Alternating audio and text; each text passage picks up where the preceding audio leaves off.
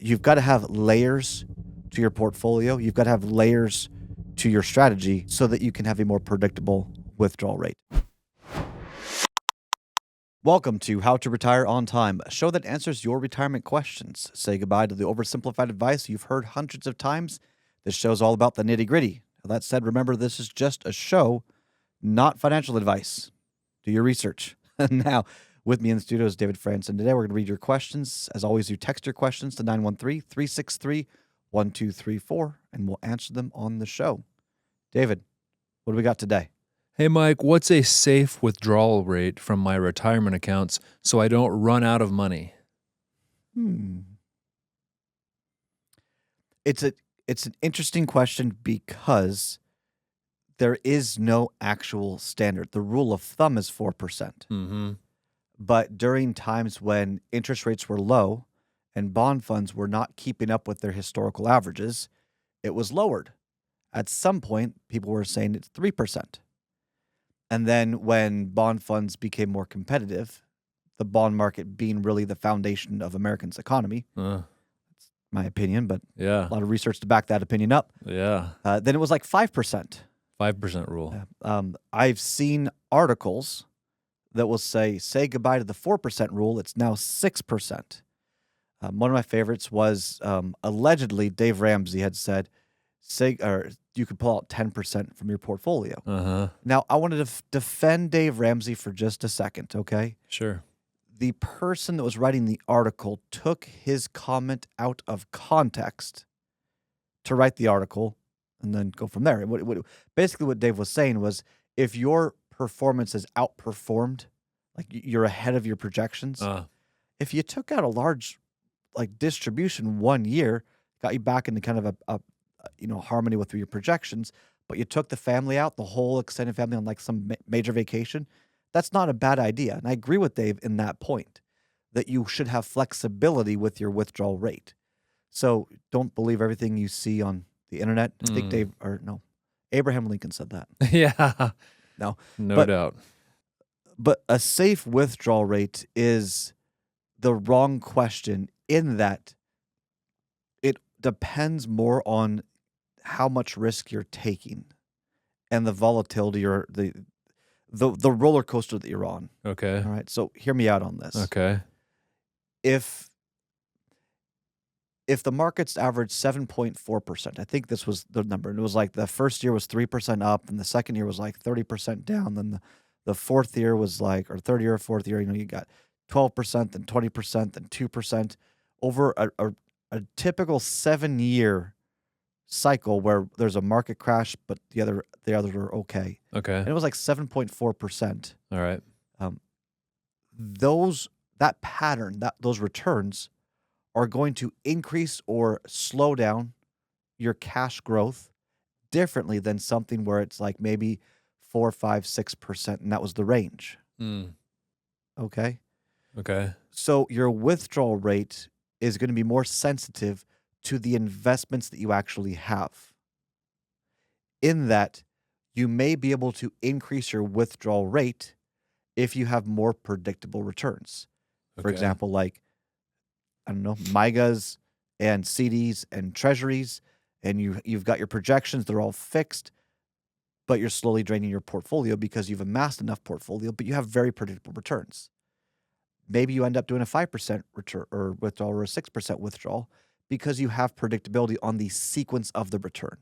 But if you're subject to the market, no one knows the future of the market, and the markets go flat, you better not have taken a 6% withdrawal rate out, because the sequence or the order of the returns that then ensued after your retirement screwed you over. Okay. See, what a lot of people don't realize is the withdrawal rate is the best guess to handle the volatility, the roller coaster in the future. Does that make sense? Yeah, sort of. So the sequence of the return. So if there was like a 3% return and then a negative and then only a 4% positive, but then like that sequence, whatever that sequence is, that matters. Yeah. Every year. And because you don't know what the market's going to do, All right. it's kind of like those game shows you see where someone's like crossing the bridge, and then they have to jump across a gap, Uh-huh. into a door, and they hope it's the door that's paper because the other two are wood. Oh. And if you run into the door of Oh. wood, you fall off. Okay. Right? You don't know what you're going to get the next year. If you get a good year, then great. Your 4% withdrawal rate is fine. Mm. If you get a bad year, your 4% withdrawal rate's actually going to hurt you. It's going to accentuate those losses. Right. So the way to think about this is you've got to have layers to your portfolio. You've got to have layers to your strategy so that you can have a more predictable withdrawal rate. And here's what I mean by that. So many layers. Yeah. It's a club sandwich. Yum. Let's take this first one. Okay, so if you're starting with the 4% rule, Okay. and inflation gets out of control, what's your new withdrawal rate? Is it still 4%? Are you going to adjust it? Gosh. Were you in the market, and did the market offset your inflation so it's 4% of a higher rate? Right? Do you see it that one side? Yeah. So if inflation is like 5 or 6%, and I'm withdrawing 4, then I'm losing more money. Well, if the stocks in your portfolio grew with inflation, you're keeping up with it. Oh, then all is well, sort of. So that kind of makes sense. Uh-huh. Let me explain this way. There's a lot of cherry-picked data out there right now. A lot of people saying, well, if I had $2 million or $3 million, this is what I would do. And they talk about dollar cost averaging out. Maybe that works. Maybe it doesn't. If your assets go down 30%, let's say in a year, and you take out 4%, here's the compounding difference. So if you got $1 million, okay, and you lose 30%, now you're down to 700,000. That would require a 43% return just to break even, just to get back to the $1 million. That's if you don't touch it. Now, if you're down 700,000 and you took out 4%, you would need a 50% return just to get back to $1 million. That's pretty tough. That taking out 4% in exchange for a 7% return. That's the difference. Okay. And that assumes you just break even. So in my mind, when I talk about layers and strategies, I think the first one is just to do a conservative portfolio projection, let's say around 6%, and then see where your plan ends up. Yeah. Just the general flow of things. So instead of getting hung up on a 4% withdrawal rate, let's say instead you're saying, well, I have this much money and this is how much I want after taxes, and let's assume this effective tax rate. Social Security is going to start in 3 years, and I want to retire now, and what would all that look like? Maybe the first couple of years you're taking out 7% or 6%, but then when Social Security kicks on, it's like 3%. Do you see how we're not getting hung up necessarily on the withdrawal rate? We're trying to bring context into the situation. And then you can say, well, gosh, if the markets went down, 7% withdrawal is pretty steep. What if I did a CD ladder? I did a treasury ladder. I did a MIGA ladder, multi-year guaranteed annuity. I don't care. Yeah. You don't have market risk for those years and those withdrawals. So because we brought stability into those specific years, we then can add, more assets to the risk or the growth side of the portfolio, because if it goes down, your income's coming from a place that doesn't accentuate those losses. Right. So we're kind of making mini portfolios based on the plan. And then we acknowledge over time that inflation might get away. What if Social Security doesn't keep up with inflation? What if you have a pension and the pension doesn't increase over time? Then your income from your assets will probably take on more of the retirement burden. So the withdrawal rate may end up in your 80s and 90s to be like 6%. But we're less concerned about the withdrawal rate and more about the general projection, knowing that some of our portfolio has other assets in other places, not just in the stock bond market. Yeah. That makes sense. There was several things I hit on all at once. So many layers.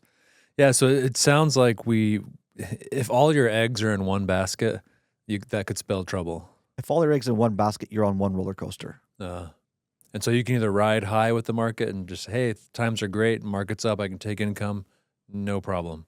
Yep. But then what happens when the roller coaster goes down? The more higher growth potential you have, the deeper the ditch can be. That's how it works. You cannot separate risk and potential reward. And we're so used to risk equals reward because, I mean, gosh, monkeys throwing darts could have done a good job in the economy we've experienced over the last 10 to 15 years. Oh, yeah. So you have to ask yourself, how long is this going to keep going? And then where is the income going to come from? And based on the risk of that portfolio, that will probably affect any sort of withdrawal rate red flags. And if you have 1 or 2 or 3 higher withdrawal rate red flags, then you'd consider putting something into a safer, more predictable part of your portfolio in anticipation for those specific years. Less risk, you could have a higher withdrawal rate. More risk, it's fine if the markets go up. Yeah. It's not fine if the markets go down. And it's not that people get hurt when markets go up. It's that people get their legs cut out from underneath them when the markets go down. So think about your strategies. If you know your income each year, then ask yourself, if in this year the markets were to go up, I would pull income from these places. If the markets were to go down, I would take income from those places. Yeah. That kind of helps, in my mind, the withdrawal rate. I think it's important to understand generally what the withdrawal rate is, but I think it's okay to blend a higher rate in some years, like your travel years or before Social Security or something to that effect, while acknowledging maybe a lower withdrawal rate once all of those mechanisms are turned on, and then paying attention to the potential withdrawal rate later on in retirement, because inflation is the slowed erosion of retirement planning when it comes to longevity.